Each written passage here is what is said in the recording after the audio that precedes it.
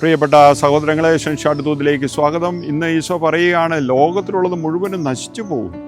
നിന്റെ സമ്പാദ്യം, നിന്റെ പ്രശംസ, നിന്റെ പ്രശസ്തി എല്ലാം നിന്നിൽ നിന്ന് നശിച്ചു പോകും.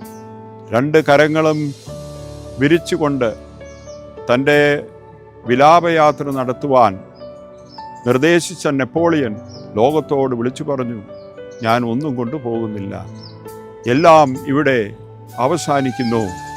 എന്നാൽ ഈശോ പറയുകയാണ്, ഈ ലോകത്തിലുള്ളത് എല്ലാം നശിച്ചാലും നിനക്ക് നിന്റെ ആത്മാവ് അത് ജീവിക്കുന്ന ഒരു യാഥാർത്ഥ്യമാണ്. അതുകൊണ്ട് നീ സ്നേഹിച്ചാൽ സ്നേഹിതരുടെ മനസ്സിൽ നീ ജീവിക്കും. ലോകം തരുന്ന പ്രശംസയല്ല കർത്താവ് തരുന്നത്.